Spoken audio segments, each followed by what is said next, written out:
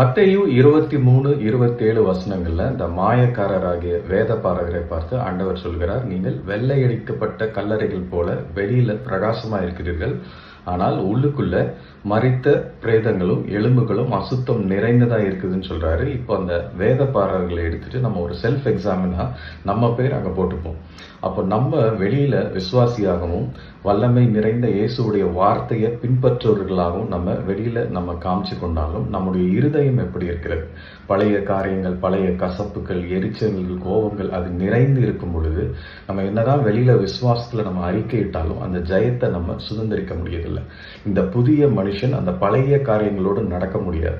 அப்போ அந்த பழைய காரியங்கள், பழைய விஷயங்களை நம்ம எடுத்து போட்டு விட்டு புதிய சிருஷ்டியாக மாறும் பொழுதுதான் இந்த வெள்ளையடிக்கப்பட்ட கல்லறைகள் எல்லாம் உடைக்கப்பட்டு வெளியிலையும் பரிசுத்தம், உள்ளேயும் பரிசுத்தமாக நாம் இயேசுவை அறிக்கையிட்டு ஜெயம் எடுக்க முடியும்.